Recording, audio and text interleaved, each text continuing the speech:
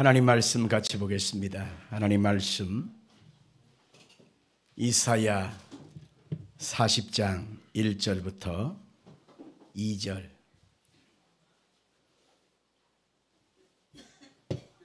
그리고 27절부터 31절까지 하나님 말씀 합독하겠습니다.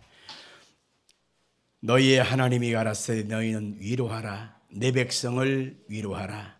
너희는 정다이 예루살렘에 말하며 그것에게 외쳐 구하라.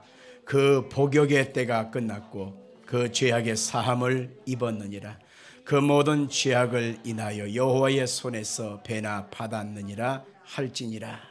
야곱아 내가 어찌하여 말하며 이스라엘아 내가 어찌하여 이르기를 내 사정은 여호와께 숨겨졌으며 원통한 것은 내 하나님에게서 수리하심을 받지 못한다 하느냐.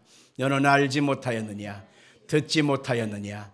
영원하신 하나님 여호와 땅끝까지 창조하신 이는 피곤치 아니하시며 권비치 아니하시며 명철이 한이 없으시며 피곤한 자에게는 능력을 주시며 무능한 자에게는 힘을 더하시나니 소년이라도 피곤하며 권비하며 장장이라도 넘어지며 자빠지되 오직 여호와를 앙망하는 자는 새 힘을 얻으리니 독수리의 날개치며 올라감 같을 것이요 다른 박질하여도 곤비치 아니하겠고 걸어가도 피곤치 아니하리로다. 아멘. 여러분 속에 하나님의 말씀을 통해서 은혜와 소망이 되기를 예수 이름으로 축원합니다. 우리 한번 오늘 설교 제목을 같이 한번 해보실까요? 내 백성을 위로하라. 그리고 새 힘을 얻으리라. 이와 같은 제목으로 하나님의 말씀을 증거하겠습니다. 아주 뛰어난 음악가가 있었습니다. 그 사람의 재능이 얼마나 뛰어나는지 너무너무 깊은 영감이 있었어요. 근데 사람들이 그 재능을 알아봐 주지를 않았습니다. 이 사람이 무던히 애를 쓰고 무던히 노력했지만 인정받지 못했습니다. 많은 돈을 빌려서 음악회를 열어서 자신의 재능을 발표를 했지만 사람들은 그것을 다 터부시했습니다. 실패하고 만 것입니다. 그는 음악에 자기의 인생을 걸었기 때문에 그것 외에는 다른 것을 바라보지 않았던 것이요. 그런데 결과적으로 그 사람의 인생의 끝은 많은 빚을 지게 됐고 빚쟁이들에 의하여 도망다니는 그런 신세가 되고 말았습니다. 더 심지어는 그가 56세가 되었을 때 몸 한쪽에 마비 증상이 오게 돼서 더 이상 음악을 계속 진행하기에는 무리가 따르는 그런 상태가 되고 만 것입니다. 얼마나 마음과 몸이 참담함을 겪은지 모르겠습니다. 바로 그때에 극단적인 자기 자신의 결정을 할 수밖에 없는 상황이 되고 말았습니다. 친구 한 사람이 찾아왔습니다. 찰스 제닌스라고 하는 사람인데 이 사람이 한 권의 책을 전달해 주면서 이렇게 말합니다. 이 책에는 참으로 네가 소생함을 얻고 힘을 얻을 수 있는 그러한 비결이 담겨 있다. 이 책에서 너는 다시 한번 힘을 얻길 바란다 라고 하는 그런 간곡한 말로 그 친구를 위로해 주고 소망을 주었습니다. 그는 그 책을 받아들고 한 번 읽고 두 번 읽고 거듭 읽고 읽으면서 그 속에서 힘을 얻었습니다. 그 성경의 말씀이 그의 영혼을 소생케 한 것입니다. 하나님의 말씀은 이처럼 낙심된 자에게 소망을 주고 절망에 처한 자에게 다시 한번 일어날 수 있도록 희망이 되신다는 사실을 믿기를 바랍니다. 그 사람이 24시간 잠도 안 자고 먹지도 않고 며칠간을 거듭거듭 그 자신이 고민하면서 그 작곡을 하나 했는데 그것이 바로 뭐냐면 핸델의 메시아인 것입니다. 핸델의 메시아의 서두는 이렇게 시작합니다. 너희는 위로하라. 내 백성을 위로하라. 오늘 성경 1절에 바로 그것을 말하고 있습니다. 너희 하나님이 가라사대 너희는 위로하라. 내 백성을 위로하라. 같이 합시다. 너희는 위로하라. 내 백성을 위로하라. 이스라엘 백성들이 바벨론의 포로로 끌려가서 어떻게 고통을 당하고 절망에 처할 것을 하나님은 알고 계셨습니다. 멀쩡한 나라가 우상 숭배와 하나님을 대적하는 불순종으로 인하여 멸망을 당하게 됐고 바벨론으로 다 끌려가게 됐고 절망과 캄캄함 속에서 그들은 긴 세월을 지내야만 했던 것입니다. 바로 그때에 절망하고 탄식하는 이스라엘 백성들에게 하나님이 찾아오셔서 하나님의 뜻을 알려주십니다.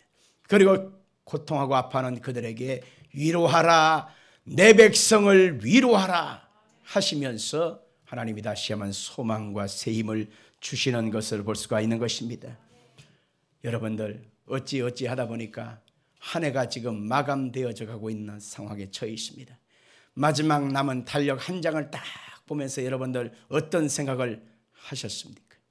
뛰고 달리면서 한 곳을 바라보면서 몸부림치면서 살아보려고 애를 썼지만은 여러분들의 마음속에 지금 어떤 상태에 있나요? 원하는 것을 이루셨나요? 목적한 것에 대한 목표를 이루셨나요? 대부분 다 그렇지 못한 경우가 있을 것입니다. 몸과 마음이 탈진한 상태가 되어져 버렸고, 내가 뛰고 달리면서 열심을 내고 살아왔지만 실상은 내게 얻어진 것은 거반 안 좋은 결과밖에 없는 사람도 있을 것입니다. 도대체 내가 뭐냐? 한숨만 나오고 여기까지 이렇게 살아오려고 내가 이렇게 생고생을 했나라고 하는 통안이 마음에 밀려오기도 할 것입니다. 다시 일어나야 되는데, 내가 여기서 쓰러지면 안 되는데, 내가 여기서 포기하면 아무것도 안 되는데 어찌하나 하면서 자기 자신의 마음을 지금 쓸어내리는 그런 상태에 빠진 사람도 있을 것입니다. 오늘 이 자리에 모인 여러분과 제가 이 마지막 결실의 달, 이제 결론해야 될 12호를 보내면서 하나님 앞에 우리의 상처난 심령 속에 주님이 찾아오셔서 똑같은 말로 말씀하십니다. 내 백성을 위로하라. 내 백성을 위로하라. 그리고 하나님은 소망 가운데 다시 붙들어 주시길 원한다는 것 믿기를 바랍니다. 오늘 우리는 이 성경의 말씀을 보면서 우리가 섬기는 하나님이 바로 어떤 분이냐? 위로하시는 하나님이라는 사실입니다. 가슴에 손 얹어 볼까요? 나의 하나님은 위로하시는 하나님이시다. 아멘 하십시다. 성경 말씀 이사야 51장 12절 같이 읽을까요? 이르시되 너희는 위로하는 자는 나 곧 나니라. 너희는 어떠한 자이기에 죽을 사람을 두려워하며 풀같이 될 사람의 아들을 두려워하느냐.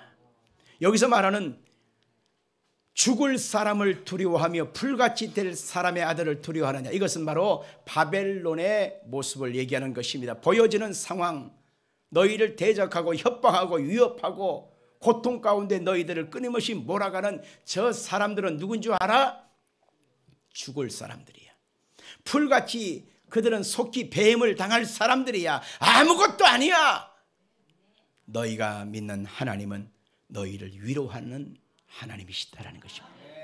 내가 섬기는 하나님, 내가 의지한 하나님, 내가 믿는 하나님은 나를 위로하셔서 다시 한번 소성케 하시는 하나님인 것을 믿기를 주 이름으로 축원합니다. 이사야 66장 13절 말씀 볼까요?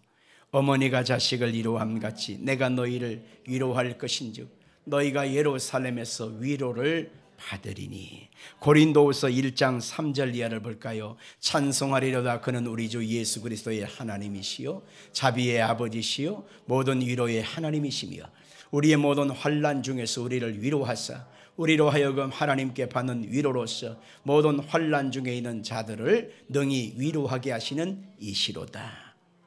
아멘 하십시다. 하나님은 감정이 있으신 분이에요.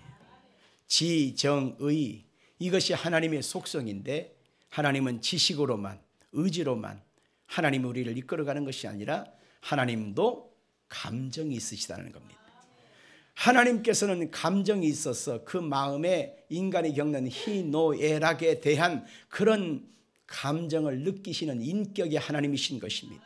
그래서 그 백성들이 인생을 살아갈 때에 세찬 비바람을 맞아가면서 엎치락 뒤치락 깊은 골짜기에 빠져서 우리 인생이 캄캄한 절망의 구덩이를 통과할 때에 겪는 그 마음의 슬픔과 괴로움과 아픔과 상처를 너무너무 알고 계십니다. 그래서 그 하나님은 우리에게 찾아오셔서 제일 먼저 하시는 일은 바로 뭐냐면 위로하시는 역사인 것입니다. 구체적으로 그러면 하나님은 어떤 자들을 위로하시느냐 보니까 첫째는 환난 중에 있는 자를 위로하신다라고 했습니다. 성경 말씀 보십시다. 시편 50편 15절. 환난 날에 나를 부르라. 내가 너를 건지리니 네가 나를 영화롭게 하리로다. 시편 91편 14절. 하나님이 이르시되 그가 나를 사랑한즉 내가 그를 건지리라. 그가 내 이름을 안즉 내가 그를 높이리라. 그가 내게 간구하리니 내가 그에게 응답하리라. 그들이 환난 당할 때 내가 그와 함께하여 그를 건지고 영화롭게 하리라. 내가 그를 장수하게 함으로 그를 만족하게 하며 나의 구원을 그에게 보이리라 하시도다. 아멘 하십시다. 환난을 당하는 인생들, 그것을 주님은 내팽개치지 않고 환난 당하는 그들과 함께하여 그를 건지고 영화롭게 하며 하나님이 그것을 통해서 만족하게 만들어 주시며 하나님의 구원이심을 보여주신다는 것입니다. 환난 당하고 있는 여러분들에게 주님이 찾아오셔서 그 환난 중에 함께 하시고 위로하신다는 사실을 믿길 바랍니다. 우리가 믿는 하나님은 두 번째 어떤 위로를 주실까요? 낙심 중에 있는 자를 위로하신다라고 하는 것입니다. 시편 62편 5절입니다. 나의 영혼아 잠잠히 하나님만 바라라. 물론 나의 소망이 그로부터 나오는도다. 오직 그만이 나의 반석이요 나의 구원이시요 나의 요새시니 내가 흔들리지 아니하리로다. 내가 당하는 지금 현재의 모습이 낙심과 절망 중에 있지만 그 낙심 중에서도 잠잠히 하나님을 바라보는 자에게 주께서 반석이 되어주시고 소망이 되어주시고 구원과 요새가 되어주셔서 흔들리지 않도록 만들어주시는 하나님인 것을 믿길 바랍니다. 내가 믿는 하나님은 어떤 위로로서 역사하느냐? 바로 공포 중에 있는 자를 위로하신다고 했습니다. 자, 이사야 41장 10절이 합니다. 두려워하지 말라. 내가 너와 함께함이라. 놀라지 말라. 나는 내 하나님이 됨이라. 내가 너를 굳세게 하리라. 참으로 너를 도와주리라. 참으로 나의 의로운 오른손 너를 붙들리라. 보라, 네게 노하던 자들이 수치와 욕을 당할 것이요 너와 다투는 자들이 아무것도 아닌 것 같이 될 것이며 멸망할 것이라. 네가 찾아도 너와 싸우던 자들을 만나지 못할 것이요 너를 치는 자들은 아무것도 아닌 것 같고 허무한 것 같이 되리니 이는 나 여호와 너희 하나님이 내 오른손을 붙들고 내게 이르기를 두려워하지 말라. 내가 너를 도우리라 할 것임이니라. 사람은 원치 않은 공포가 마음에 다가옵니다.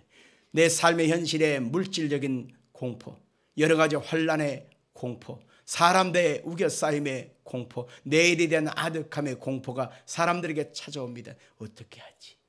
어떻게 하지? 발만 동동 거리면서 우리의 마음이 초조하고 불안해질 때에 주님이 말씀합니다. 너희 하나님 여호와가 너와 함께하리라. 놀라지 말라. 두려워하지 마라. 내가 너를 도와주리라. 그 하나님이 여러분의 아버지인 것을 믿길 바랍니다. 내가 믿는 하나님은 어떤 위로를 하실까요? 근심 중에 있는 자를 주님은 위로하신다고 말하고 있습니다. 빌립보서 4장 6절입니다. 아무것도 염려하지 말고 오직 모든 일에 기도와 간구로 너희 구할 것을 감사함으로 하나님께 아뢰라. 그리하면 모든 지각에 뛰어난 하나님의 평강이 그리스도 예수 안에서 너희 마음과 생각을 지키시리라. 염려와 근심과 두려움과 현실적인 막막함이 우리에게 다가올지라도 우리는 우리 인생의 해답은 하나님께 있다는 거예요. 아름다운 길을 준비하고 계신 그분이 나의 아버지라는 사실입니다. 그렇기 때문에 그 속에서도 하나님의 위로와 소망을 얻을 수가 있다는 것이죠. 다섯 번째 하나님의 위로는 바로 죄악 가운데 고민하는 위로인 것입니다. 성경 이사야 1장 18절 여호와께서 말씀하시되 보라 우리가 서로 변론하자 너희의 죄가 주홍 같을지라도 눈같이 휘어질 것이요 진홍같이 붉을지라도 양털같이 희게 되리라. 요한일서 1장 9절 만일 우리가 죄를 해박하면 저는 밉보시고 어루우사 우리 죄를 사하시으리 모든 불의에서 우리를 깨끗하게 하실 것이요. 우리가 죄악 속에서 우리가 두려움 속에서 넘어지고 자빠지고 우리가 하나님께 흠많은 모습으로 살아갈지라도 회개하고 하나님께 나오는 자에게 주께서 오늘도 구원을 주시고 깨끗하게 사하여 주실 것이고 은혜와 긍휼을 더하여 주신다는 것 여러분 믿길 바랍니다. 우리가 여섯 번째로 어떤 자에게 위로를 주나 보니까 히브리 13장 5절에 보니까 고독한 자에게 위로해 주신다 그랬습니다. 같이 읽어볼까요? 내가 과연 너희를 버리지 아니하고 과연 너희를 떠나지 아니하리라. 버리지 않고 떠나지 않은 하나님의 위로가 있길 바랍니다. 마지막으로 하나님의 위로는 어디에 있느냐? 죽음을 두려워하는 자에게 주께서 위로하시고 소망을 부어주시는 것을 볼 수 있습니다. 요한복음 11장 25절, 나는 부활이요 생명이니 나를 믿는 자는 죽어도 살겠고 무릇 살아서 나를 믿는 자는 영원히 죽지 아니하리니 이것을 네가 믿느냐? 요한복음 14장 1절, 너희는 마음에 근심하지 말라. 하나님을 믿으니 또는 나를 믿으라. 내 아버지 집에는 거할 곳이 많도다. 우리는 성경 곳곳에서 하나님이 위로의 하나님인 것을 알 수 있습니다. 내팽개치고 방치하고 외면하는 하나님이 아니라 근심 중에, 두려움 중에, 염려 중에, 환난 중에, 죽음의 공포 속에서 하나님이 우리에게 함께하사 위로하신다는 사실, 그 하나님의 자비로우신 은혜를 여러분 꼭 잊지 않게 되기를 바랍니다. 어제 우리는 우리 사랑하는 이현철 한수 집사의 부친 이갑순 집사님이 천국으로 올라가시고 이사 가셔서 우리는 그 자리에 가서 우리가 위로 예배를 드렸습니다. 지금은 정신이 없기 때문에 장례 절차를 치르고 장례 상황을 대체하게 하여 그냥 묵묵히 하고 있지만은 이 장례가 끝나고 나면 그들의 마음에 밀려오는 여러 가지 슬픔이 한없이 찾아올 것입니다. 정신없을 때 몰라요. 그러나 다 장례가 끝나고 나서 갑자기 다가오는 그 마음에 뭐냐, 푹 떨어진 느낌, 울타리가 갑자기 싹 제껴진 느낌, 갑자기 뭔가 마음속에 텅 빈 것 같은 그런 허전함이 찾아옵니다. 늘 가까이 가서 얼굴 뵙고 얼굴과 함께 맛있는 거 먹고 손 잡아주고 하던 사랑하는 아버지가 갑자기 세상을 떠났어요. 한 입을 덮고 살던 남편이 갑자기 세상을 떠나버렸습니다. 죽음 저 너편으로, 저 지난편으로 가버렸어요. 그러니 이제는 마음속에 다가오는 마음의 허전함과 막막함이 그 마음을 얼마나 힘들게 하는지 모릅니다. 어떤 분은 그 충격에서 헤어나지 못하고 3년이 지나도 5년이 지나도 7년이 지나도 그 마음에 그냥 상처가 치유되지 못한 분들을 제가 보았습니다. 제가 여기 계셔서 좀 그렇지만은 이용란 권사님을 만났고 이용란 권사님의 남편 되신 조영기 성도님의 그 상황을 제가 지금도 기억하고 있습니다. 우리 수아자매가 어린애였어요. 아직 석 달인가 몇 달밖에 안 됐을 어린애였습니다. 그리고 20 몇 년 지금 지났잖아요. 우리 이용란 권사님 그때 아직 젊었는데 지금도 젊지만은 그때는 아주 젊었는데 갑자기 세상을 떠나버리신 거예요. 대장암을 앓다가 갑자기 세상을 떠나버리니 어마어마한 충격이 다가와서 어떻게 할 수가 없어요. 함께 같이 밥 잡수던 잠을 자던 그 공간이 선뜻거려서 도대체 마음을 평강을 찾을 수가 없는 상황이었습니다. 그런데 친구 되신 분이 꿈을 꿨다는 거예요. 그 꿈을 꾼 꿈 얘기를 하는 거예요. 무슨 꿈이냐 보니까는 아주 맑은 시냇가가 딱 있는데 그 너무너무 물이 맑고 깨끗하고 촉촉해요. 마셔도 좋을 만큼 깨끗한 물인데 그 남편 되신 분이 이 시냇가에서 저쪽으로 딱 가면서 손을 흔들더래요. 그리고 친구에게 아무개 엄마 나 지금 좋은 데 가. 그러니까 언제 거기 가서 만나. 그러면서 손짓을 하더라는 것입니다. 너무 분명한 영몽을 꾼 거예요. 그 얘기를 지금 하는데 시냇가 이쪽에서 저쪽으로 갔다는 것은 뭐예요? 요단강을 건너간 거예요. 맑은 물이에요. 천국길로 간 거예요. 아멘 하세요. 우리는 그렇게 해석을 하는 거예요. 그 얘기를 듣는 순간 아하 천국 같구나. 그분이 돌아가시기 직전에 대장암 때문에 고생을 하셨는데 갑자기 그냥 몇 달 안에 가시고 말았거든요. 그러니 마음에 준비할 틈도 없이 갑자기 간 상황을 무슨 말로 위로가 할 수 있겠습니까? 목사의 미사여구 섞인 몇 마디 말이 그의 마음에 위로와 평강을 줄 수 있다고 생각하십니까?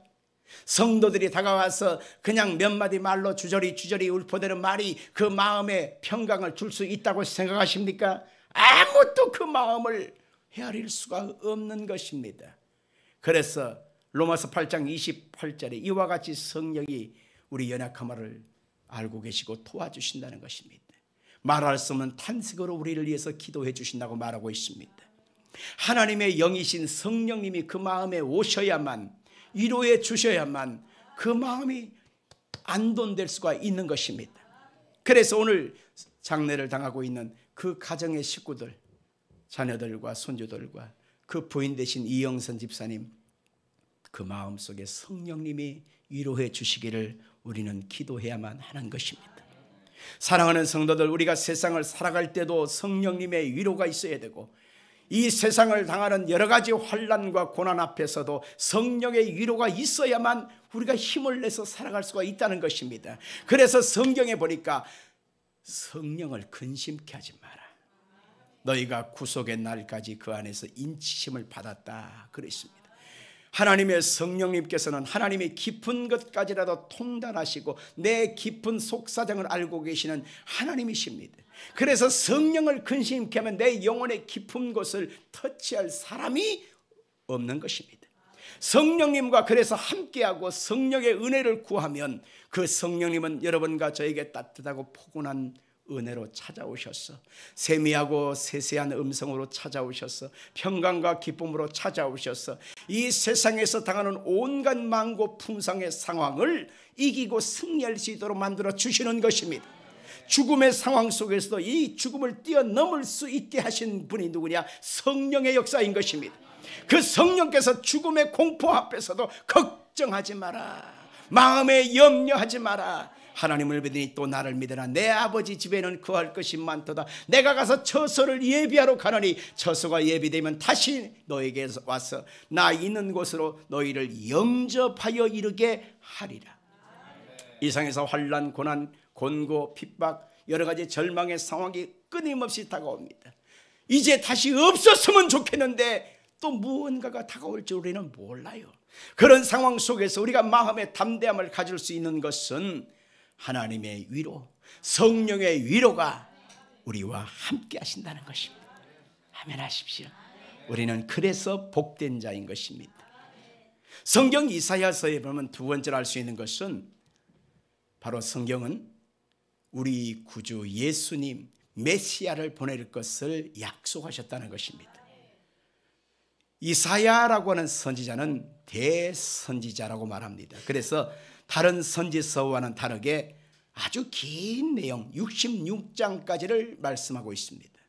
그리고 그 내용 깊숙이 속에 예수 그리스도께서 어떻게 나오실 것이며 어떻게 태어나실 것이며 잘하실 것이며 어떤 일을 하실 것이며 어떻게 십자가에 고난받으실 것이며 어떻게 부활하실 것이다, 그리고 예수님이 어떻게 오실 것이다 라고 하는 내용을 구구절절하게 우리 가운데 잘 알려주고 있는 말씀이에요.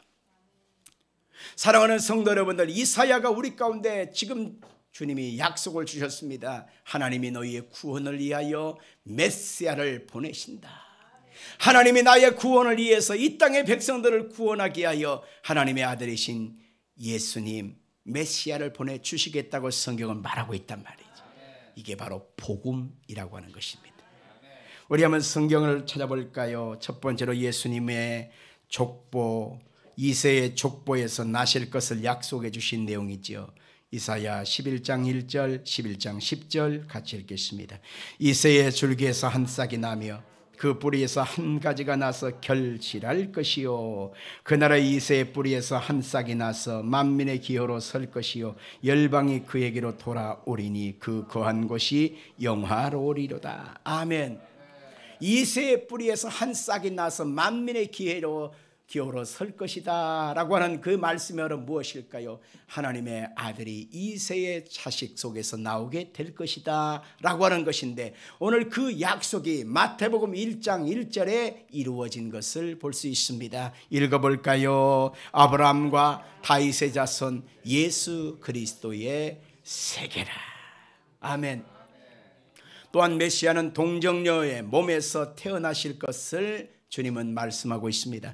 이사야 7장 14절을 한번 읽어볼까요? 그러므로 주께서 친히 징조를 너희에게 주실 것이라. 보라, 처녀가 잉태하여 아들을 낳을 것이요, 그 이름을 임마누엘이라 하리라. 처녀가 잉태하여 아들을 낳을 것인데 그 이름은 바로 임마누엘, 하나님이 함께 하신다는 뜻이지요. 그 말씀의 예언이 마태복음 1장 22절 이하에 나옵니다. 이 모든 것에 된 것은 주께서 선지자로 하신 말씀을 이루려 하심이니 이르시되 보라 처녀가 잉태하여 아들을 낳을 것이요 그 이름을 임마누엘이라 하리라 하셨으니 이를 번역한즉 하나님이 우리와 함께 계시다 함이라. 아멘 합시다. 예수님 탄생하시고 그 탄생하신 모습을 그대로 얘기하고 있습니다. 그 다음에 메시아가 될 예수님은 평강의 왕이 될 것이라고 말하고 있습니다. 이사야 9장 6절입니다. 이는 한 아기가 우리에게 낳고 한 아들을 우리에게 주신 바 되었는데 그 어깨는 정사를 메었고 그 이름은 기묘자라 모세라 전능하신 하나님이라 영존하시는 아버지라 평강의 왕이라 할 것임이니라. 여러분 12월 달은 예수님이 탄생하신 달입니다. 성탄절이지요. 대림절, 대강절이라고 표현도 합니다. 예수님께서 탄생하시고 그 탄생하신 것을 기념하고 그것을 기다리고 있는 그 마음, 사모하는 마음으로 이 12월 달을 보내면서 우리는 주님의 은총을 감사하는 날인 것입니다. 할렐루야. 크리스마스는 파티하는 날, 술 먹고 흥청망청하는 날, 기분 내는 날, 파티하는 날, 놀러 가는 날, 쇼핑하는 날, 선물 주고받는 날, 일반적인 사람들이 갖고 있는 그 생각, 그 삶이 아니라 우리는 예수 그리스도가 나를 위해서 오신 날이다 라고 하는 사실을 잊지 말아야 하는 것이죠. 그 다음에 메시아가 흑암 가운데 많은 백성들을 큰 빛이 될 것을 주님은 약속하고 계십니다. 이사야 9장 1절입니다. 스불론 땅과 납달리 땅의 멸시를 당하게 하셨더니 후에는 해변길과 요단 저편 이방의 갈릴리를 영화롭게 하셨느니라. 이 말씀의 예언이 마태복음 4장 13절 이하에 보니까 이루어졌다고 말하고 있습니다. 읽어보겠습니다. 나사렛을 떠나 스불론과 납달리 지경 해경에 있는 가버나움에 가서 사시니 이는 선지자 이사야로 하신 말씀을 이루려 하심이라. 일러스되 스불론 땅과 납달리 땅과 요단강 저편 해변길과 이방의 갈릴리여 흑암에 앉은 백성이 큰 빛을 보았고 사망의 땅과 그늘에 앉은 자들에게 빛이었도다. 아멘. 그 당시에 스불론 땅과 납달리 땅은 소외된 지역이었습니다. 낙후 지역이었습니다. 인물이 나지 않는 지역이었습니다. 어찌 보면 어둠과 절망으로 덮여있는 막막한 땅이었습니다. 그런데 하나님의 아들 예수께서 그곳에 가셨습니다. 그래서 그곳에 있는 흑암을 제끼시고 절망을 제끼시고 하나님의 큰 빛으로 그곳에 임하셨습니다. 그래서 거기에서 하나님의 영광이 임하였다고 하는 말씀을 오늘 이루시는 내용인 것입니다. 절망 가운데, 두려움 가운데, 막막함 가운데 있는 사람들에게 주님이 찾아오시면 큰 빛이 임하게 되어지고 드러나는 역사가 있는 것입니다. 메시아가 행하실 모든 일이 약속되었고 다시는 바로 예수님이 이 땅에 재림하신다고는 약속 한 가지만 남게 된 사실도 말하고 있습니다. 이사야서 61장 1절입니다. 주 여호와 영이 내게 내리셨으니 이는 여호와께서 내게 기름을 부으사 가난한 자에게 아름다운 소식을 전하게 하려 하심이라. 나를 보내사 마음이 상한 자를 고치시며 포로된 자에게 자유를, 갇힌 자에게 노임을 선포하며 여호와의 은혜의 해와 우리 하나님의 보복의 날을 선포하여 모든 슬픈 자를 이루하되 무릇 시온에서 슬퍼하는 자에게 화관을 주어 그 죄를 대신하며 기쁨으로 기름으로 그 슬픔을 대신하며 찬송의 옷으로 그 근심을 대신하고 그들이 의의 나무 곧 여호와께서 심으신 그 영광을 나타낼 자라 일컬음을 받게 하려 하심이라. 아멘. 모든 약속은 예수 그리스도의 십자가의 죽으심과 부활하심을 통해서 이미 이루어졌습니다. 한 가지의 사실은 예수님께서 이제는 하나님의 때가 되고 하나님의 구원의 완성의 때가 되는 재림의 시간으로 맞춰져 있는데 그것은 이루어지는 지금 목전에 서 있는 것입니다. 언제인지는 알 수 없습니다. 얼마 전에 며칠 전입니다. 미국 테슬라의 회장인 일론 머스크가 새로운 발표를 했는데 우리 회사에서 어떤 걸 하려면 사람의 뇌 속에서 인공지능의 칩을 집어넣어서 사람의 인공지능의 능력을 통해서 제어될 수 있는 어떤 역할을 하겠다. 식물이 인간이 되거나 뇌사 상태가 되거나 아니면 뇌졸중이 되거나 치매에 걸린 분들 있잖아요. 희소식이에요. 인공지능을 그 속에 집어넣어서 그 내외의 기능을 완전히 회복시키겠다라고 하는 것입니다. 그러나 이게 복음적으로 신앙적으로 성경적으로 살펴보면 어마어마한 사건입니다. 사람의 뇌 속에서 모든 기능에 대한 제어가 있는데 그 기능의 제어를 인공으로 할 수 있다라고 하는 것입니다. 그게 무슨 소리예요? 안 죽게 할 수 있다라고 하는 거예요. 안 죽게 할 수 있다. 사람을 죽지 않게 할 수 있다라고 하는 또 다른 해석이 될 수 있는 것입니다.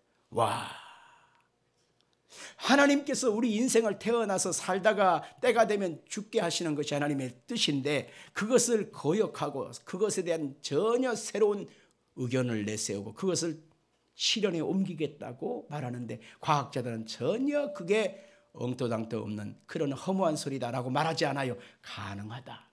얼마든지 가능하다. 이렇게 말하고 있습니다. 바로 그때가 바로 예수 그리스도께서 재림하실 때인 것을 알아야 합니다. 사람이 이 피조물인 주제에 창조주의 입장에 서게 되면 그것은 더 이상의 하나님의 역사를 거부하는 것과 같은 것입니다. 사람이 할 수 있는 한계선을 하나님은 정해놓고 너는 거기까지만, 여기 이상부터는 하나님이 하시는 거야.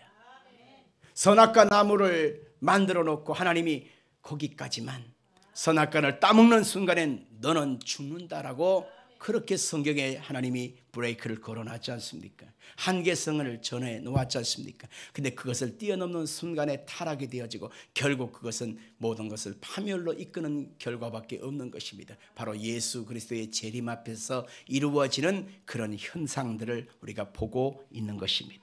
예수께서 오시는 그때 그 날짜는 알 수 없어요. 그러나 이런 정황적인 상황을 보면서 아, 주님께서 심히 가까이 오셨구나 알아야만 하는 것입니다. 또한 우리가 섬기는 하나님, 그분은 우리 가운데 오셔서 위로해 주시지요. 우리를 구원하기 위해서 하나님의 아들 예수님을 주셨지요. 그리고 다시 오시겠다고 약속해 주셨는데 우리 가운데 오셔서 그분은 어떤 일을 하느냐, 바로 새 힘을 주신다는 것입니다. 자, 주먹 꽉 쥐고 부르르 떠시면서 이렇게 말해 보시기 바랍니다. 하나님이 나에게 지금 새 힘을 주신다. 한 번 더, 하나님은 나에게 지금 새 힘을 주신다. 믿으시면 아멘 하십시오. 하나님이 나에게 새 힘을 주시겠다고 말하고 있습니다. 오늘 보면 이사야 40장 27절 31절 사이에는 그 택한 백성들에게 새 힘을 약속하셨는데 29절부터 31절 한번 볼까요? 피곤한 자에게는 능력을 주시며 무능한 자에게는 힘을 더하시나니 소년이라도 피곤하며 곤비하며 장정이라도 쓰러지고 넘어지되 오직 여호와를 앙망하는 자는 새 힘을 얻으리니 독수리가 날리게 치며 올라감 같을 것이요 다른 박질하여도 곤비하지 아니하겠고 걸어가도 피곤하지 아니하리로다. 여기서 말하는 새 힘을 주신다의 새 힘이라고 하는 말은 히브리 말로 할라프라고 하는 말로 쓰였어요. 같이 보십시다. 할라프. 나아가다, 꿰뚫다, 변경하다, 바꾸다라고 하는 뜻으로 쓰여졌는데요, 하나님께서 그 백성들이 하나님을 앙망하고 하나님을 기대하고 하나님을 소망합니다. 그러면 하나님께서 어떻게 역사하느냐? 새 힘을 주시는데 불가능 중에서도 나아갈 수 있게 만들어 주십니다. 불가능 중에서도 앞길이 막혔습니까? 그러면 꿰뚫고 나가게 만들어 주십니다. 사방이 우겨싸임을 당하거나 얽혀 있나요? 그러면 하나님의 새로운 뜻으로 우리를 변경하시고 인도해 주신단 말입니다. 아무리 환경의 절망이 꽉 막고 있어도 그것을 바꿔서 전화이복을 만들어 주신단 말입니다. 그 하나님은 오늘도 살아계시고 그 하나님은 여러분의 아버지가 되시고 그 하나님은 여러분과 함께하고 계시고 여러분의 소리를 듣고 계신다고 하는 사실을 믿기를 바랍니다. 관건은 하나님을 앙망하는 것입니다. 앙망이라고 하는 것은 바로 고난 가운데서도 주님을 더욱 의지하는 것입니다. 앙망이라고 하는 것은 기도할 수 있는 모든 에너지가 소진되어졌어요. 이제는 기도할 만한 힘도 나오지 않아요. 찬송할 만한 그런 믿음도 다 사라져버렸어요. 그런 가운데서도 하나님을 앙망하는 자는 다시금 기도할 수 있도록 힘을 더하여 주신다는 것입니다. 하나님을 앙망한다고 하는 것은 말씀에 순종할 수 없는 상황 속에 그 말씀대로 살아갈 수 있도록 하나님이 우리 가운데 방향성을 제시해 주는 것입니다. 우리는 구약의 인물 중에 오늘 다윗을 한번 살펴보면서 앙망하는 자의 결과를 한번 살펴보려고 합니다. 사무엘상 30장 1절과 6절에 보면은 다윗과 그의 백성들이 블레셋 땅에 망명 생활을 하고 있었습니다. 왜냐하면 사울 왕이라고 하는 그 사람에게 귀신이 들어갔어 다윗을 잡아 죽이려고 쫓아다니고 있는 상황에서 다윗이 어쩔 수 없이 블레셋 땅에 원수의 땅에 망명 생활을 하고서 더부살이하고 있었습니다. 바로 그때에 이스라엘의 그 군대와 사울 왕의 군대와 블레셋 군대가 서로 전쟁하게 되는 그런 상황에直面했습니다. 그때 다윗이 이스라엘 백성들이잖아요. 자기 동족을 위해서 나아가자니 사울 왕한테 발견돼서 죽을 수밖에 없는 상황이거든. 그래서 자기가 지금 블레셋 땅에 망명하고 있으니까 눈치 보면서 어찌 보면 더부살이 해야 되니까 잘 보여야 될 거 아니에요. 그래서 블레셋 아기스 왕한테 가가지고는 혹시 내가 전쟁에 가서 도와줄 일이 있나요? 하니까 왕은 좋아했지만 그 신하들이 반기를 드는 것입니다. 왕이여, 이 다윗은 이스라엘 사람 아니요.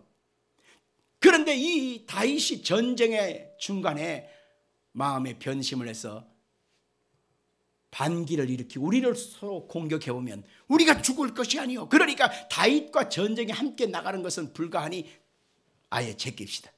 그래서 어찌할 수 없이 다윗을 쫓아낼 수밖에 없는 상황이 되고 말았습니다. 그래서 전쟁에 나가는 가운데서 다윗이 어쩔 수 없이 합류하지 못하고 자기 처자식이 지금 더부살이하고 있는 동네 시글락이라고 하는 곳으로 왔는데 아플싸 큰일 났네.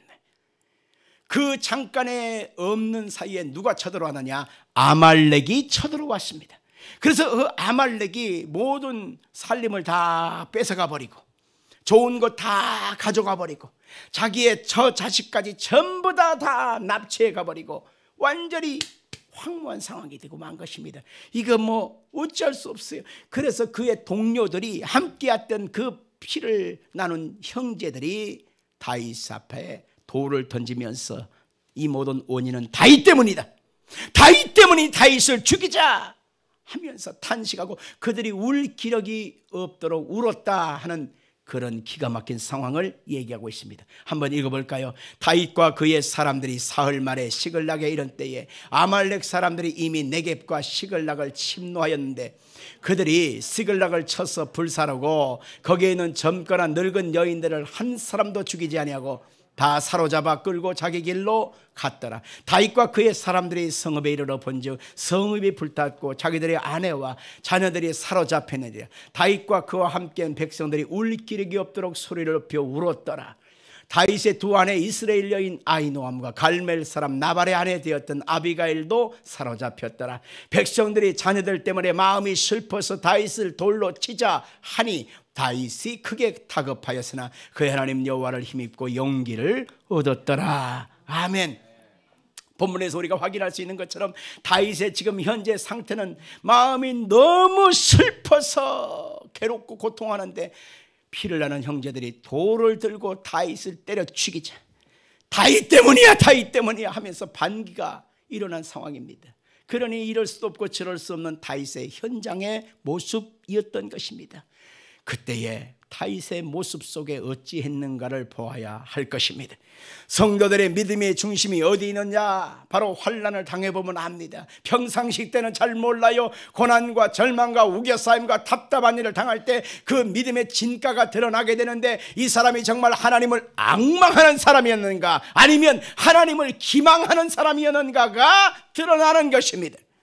알곡 신앙이었는가 아니면 가라지 쭉정이의 신앙이었는가를 드러내는 것입니다. 고난 당해보면 아는 것이죠. 그런데 다윗은 앙망하는 신앙이었다는 것이죠. 하나님을 힘입고 용기를 얻었더라. 하나님을 힘입고 다시 일어났더라 라고 하는 것입니다. 다윗의 내면 속에서는 이렇게 생각한 것이죠. 그때도 하나님은 나를 도와주셨지. 그때도 하나님이 나를 살려주셨지. 지금도 하나님이 나를 붙들어 주실 거야. 앞으로도 하나님 도우심 없이는 살 수가 없어. 이게 다윗의 앙망하는 신앙이었다고 하는 것입니다. 앙망하는 그 신앙이 결국 현재를 극복할 수 있는 그런 에너지의 근원인 겁니다. 하나님을 앙망하는 그것이 어떤 우겨싸임 속에서도 우리가 살아남을 수 있는 분명한 증거인 것입니다. 같이 볼까요? 하나님을 앙망하는 것이 오늘을 이기고 버티고 극복하고 승리할 수 있는 힘이다. 그렇습니다. 하나님을 앙망하는 그것만 있다면 우리는 어떤 삶의 고난 속에서도 승리할 수 있는 것입니다. 다윗이 바로 그 앙망 속에서 기도할 힘을 얻고 하나님 앞에 기도하기 시작합니다. 6절에 7절에 8절에 보니까 다시금 기도하기를 시작하지요. 8절 한번 읽어볼까요? 다윗이 여호와께 묻자와 이르되 내가 이 군대를 추격하면 따라잡겠나이까 하니 여호와께서 그에게 대답하시되 그를 쫓아가라. 네가 반드시 따라잡고 도로 찾으리라. 하나님이 다윗에게 즉각적으로 걱정하지 마라. 내가 너와 함께하고 그를 쫓아가는 순간에 내가 반드시 도로 찾게 만들어 줄 것이라는 것입니다. 과연 다윗에게 어떤 결과가 이루어졌는가? 앙망하는 자의 결과를 18절로 20절에 말하고 있습니다. 다윗이 아말렉 사람들이 빼앗아 갔던 모든 것을 도로 찾고 그의 두 아내를 구원하였고 그들이 약탈하였던 곧 무리의 자녀들이나 빼앗겼던 것은 크고 작은 것을 막론하고 아무것도 잃은 것이 없이 모두 다윗이 도로 찾아왔고 다윗이 또 양떼와 소떼를 다 찾았더니 무리가 그 가축들을 앞에 몰고 가며 이르되 이는 다윗의 전리품이라 하였더라. 여기에서 도로 찾아왔고 다 찾아왔고 하나도 잃은 것이 없이 다 찾아왔고 다 찾아왔고 아멘 하십시다. 하나님은 오늘 다윗을 통해서 우리 가운데 증거하고 있습니다. 내가 그때 다윗이 앙망할 때 다 찾아오게끔 회복할 수 있게끔 만들어 준 것처럼 내가 너와 함께하지 않겠느냐라고 하는 것입니다. 들려져 오는 그 흉악한 소리 속에서 우리가 다시 한번 새 힘을 얻을 수 있는 분은 하나님을 앙망하는 것입니다. 하나님을 앙망하는 신앙만 내 마음속에 지금도 간직하고 있다면 우리는 어떤 상황에 어떤 처지에든지 승리할 수 있습니다. 걱정하지 마세요. 이루하시는 그 하나님이 지금도 여러분의 마음에 계시고요. 그 하나님이 여러분에게 새 힘을 허락하여 주시고 뚫고 나가게끔 돌파할 수 있게끔 극복할 수 있게끔 하나님이 역사해 주시는 것입니다.